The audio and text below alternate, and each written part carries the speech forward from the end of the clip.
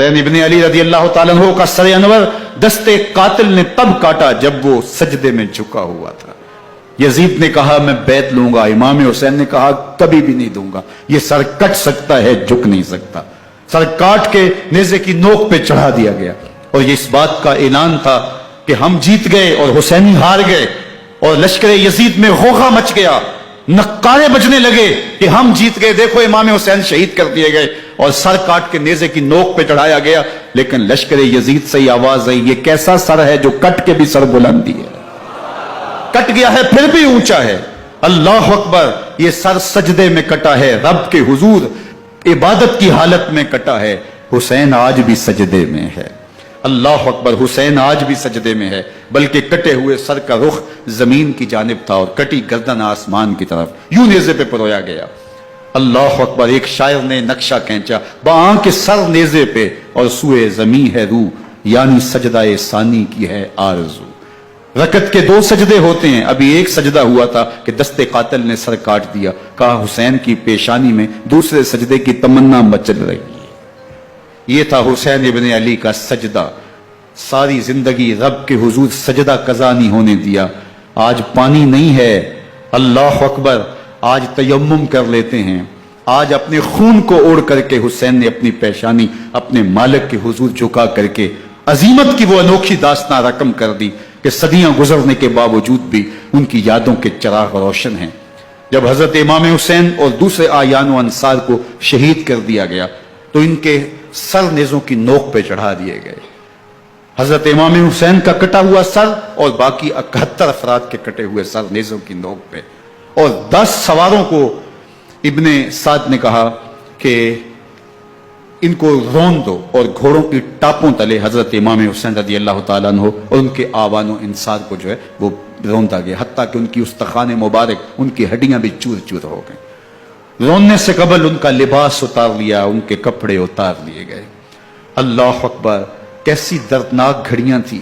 یزید کا صرف یہی بد کرداری کا مرحلہ نہیں تھا، اس کربلا کے صحرا کے اندر یزید نے جس طرح امام حسین رضی اللہ تعالیٰ عنہ کو شہید کیا اور حضرت امام حسین کے خاندان کو شہید کیا، جب مدینہ المنورہ پر یزید نے مسلم بن عقبہ کو مقرر کیا، جس کو بزرگوں نے مصرف بن عقبہ کہا ہے، تو اس کو کہا 3 دن تک مدینے کا حرم تمہارے لیے حلال ہوگا، جو چاہو تم کرنا، اور شامی فوجوں کو اجازت ہوگی۔ تو وہاں بھی انہوں نے 10,000 تابعین اور 700 صحابہ کو شہید کیا۔ حضرت ابو سعید خدری رضی اللہ تعالیٰ عنہ گھر سے باہر نکلے، کافی بوڑھے ہو چکے تھے، تو انہوں نے حضرت ابو سعید خدری کو پکڑ لیا، کہا تم کون ہو؟ کہا مجھے ابو سعید خدری کہتے ہیں۔ تو کہا ہاں تمہارا نام سنا ہے، اور داڑھی سے پکڑ کے کھینچا اور کہا کہ ہے تمہارے پاس جو ہمیں دو؟ تو کہا کہ میرے پاس تو کچھ بھی نہیں، میں تو فقیر آدمی ہوں۔ تو ان کے گھر ان کو لے گئے، تو 2 کبوتر رکھے تھے حضرت ابو سعید خدری نے، تو وہ کبوتر لوٹ کے لے گئے۔ اللہ اکبر، حضرت ابن سنان رضی اللہ تعالیٰ عنہ کو جو حضور کے علم بردار سے فتح مکہ کے دن، ان کو ستو پہلے پہ لائے اور پھر ان کی گردن کاٹی گئی، اور کہا یہ ہے وہ ستو جو تم زندگی میں آخری بار پیو گے۔ ایک گھر میں داخل ہوئی شامی فوج، تو ایک خاتون کے ابھی بچہ پیدا ہوا تھا، اور قابلہ نے، دائیا نے وہ بچہ ماں کی چھاتی پہ لٹایا، اور وہ ماں کا پہلا دودھ پی رہا تھا۔ تو یہ جا کے کہنے لگے نکالو تمہارے پاس جو کچھ ہے۔ تو اس خاتون نے کہا تم جانتے ہو یہ بچہ کون ہے؟ تو انہوں نے کہا ہم نہیں جانتے۔ کہا یہ حضرت ابن ابی کبشہ انماری رضی اللہ تعالیٰ عنہ کا بچہ ہے، اور یہ وہ صحابی ہیں کہ جو بیعت الشجرہ کے موقع پہ حضور کے ہاتھ پہ بیعت کرتے ہیں۔ انہوں نے اس چیز کا لحاظ نہ کیا کہ جو کچھ ہے وہ ہمیں دو، ورنہ تیرے بچے کو نہیں چھوڑیں گے۔ تو ماں بچے سے مخاطب ہو کے کہتی ہے، ابھی بچہ پیدا ہوا ہے اور ماں سے پہلا دودھ پی رہا ہے، کہ بیٹے اگر میرے پاس کچھ ہوتا، وہ قیمتی سے قیمتی چیز بھی ہوتی، تیری جان کے لیے قربان کرتی، لیکن اس وقت میرے پاس کچھ ہے نہیں۔ تو ایک شکی آگے بڑھا اور بچے کو ایک ٹانگ سے پکڑ کے کھینچ کے دیوار کے ساتھ پٹخ کے مارا، جس سے دماغ کا بھیجا نکل گیا۔ کیا کیا زیادتیاں نہیں کی۔ 700 صحابہ حرہ کے واقعہ میں شہید کیے یزید نے، اور 10,000 تابعین شہید کیے۔ مسجد نبوی میں ممبر رسول کے ساتھ گھوڑے باندھے، اور وہ ممبر رسول اور مصلی رسول کے قریب لید کرتے رہے۔ حضرت سید عبد المسیب فرماتے ہیں میں نابینا تھا اور حضور کے روضہ انور کے پاس بیٹھا تھا، اور یزید کے سپاہی آتے، جو بھی مسجد میں نظر آتا پکڑ کے لے جاتے۔ मुझे नाबीना समझ के छोड़ देते, लेकिन मैं परेशान था कि जोहर का वक्त होगा, असर का वक्त होगा, मगरिब इशा का वक्त होगा, ना अजान, ना इकामत, ना जमात, तो कैसे मुझे पता चलेगा कि नमाज का वक्त हो गया और कैसी मेरी नमाजों का क्या बनेगा। मैं इस फिक्र में बैठा था। लम अजल अस्माउल अजाना वल इकामता मिन कब्र रसूलिल्लाह सल्लल्लाहु अलैहि वसल्लम। फरमाते जब भी फिर नमाज का वक्त आया, गुंबद खजरा से अजान की भी आवाज आई, इकामत की भी आवाज आई। 3 दिन तक मस्जिद नबवी के अंदर घोड़े बंधे रहे और मदीना की हुर्मत पामाल की। मदीना के घरों के अंदर ये बदकमाश दाखिल हुए और जो बदकारियां इन्होंने की, कलेजा मुंह को आता है। 1002 शीजाएं इन बदकारों की बदकारियों की वजह से कंवारी हालत के अंदर हमला हुई।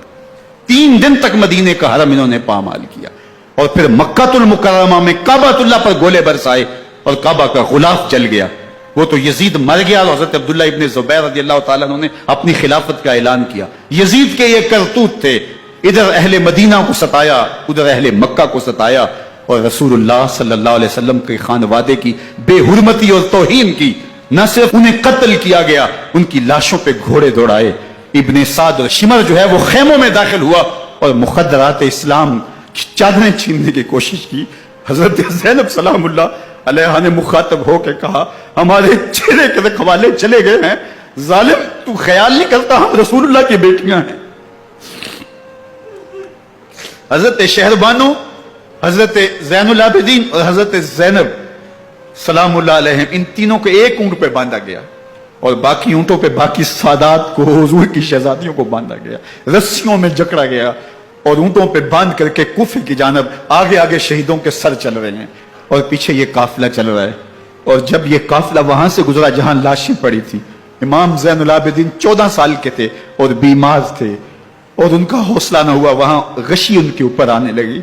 और वो मंजर इब्ने कसीर ने, बाकी लोगों सब ने लिखा है कि फिर जब उनकी ये हालत हुई तो फिर सैयदा ज़ैनब सलामुल्लाह अलैहा, जिन्होंने अभी तक बड़े हौसले के साथ सारी मुश्किलात का मुकाबला किया था, अब उनके बंधन टूट गए और आंखों से आंसू बहने लगे और सैयदा ज़ैनब थे इमाम हुसैन रज़ियल्लाहु ताला अन्हु की लाश पे खड़े होके, और वो रोंदी हुई लाश, टूटी हुई हड्डियां और वो बड़ा बदन, कटा हुआ सर नेज़े की नोक पे और लाश ये पड़ी है। तो हजरत सैयदा ज़ैनब ने मदीने की तरफ मुंह करके जो है वो हुजूर से फरियाद की, या मुहम्मद आहो, या मुहम्मद आहो, हाजा हुसैनुन बिल आरा मुज़म्मलुन बिद्दमा, या मुहम्मद आहो बनातों का सबाया। रसूलुल्लाह, ए प्यारे आका, या जद्दा हो, ए हमारे नाना मोहतरम, ये देखिए आपका हुसैन पड़ा हुआ है, बदन से कपड़े उतार लिए गए, खाक हवाएं उड़ा रही हैं और उसके ऊपर चादर जो है वो मट्टी की पड़ गई है। हुजूर आपकी औलाद काट दी गई और फिर कहा बनातों का सबाया, हुजूर देखिए आपकी बेटियों के हाथ बांध दिए गए हैं, ऊंटों पे कस दिया गया है।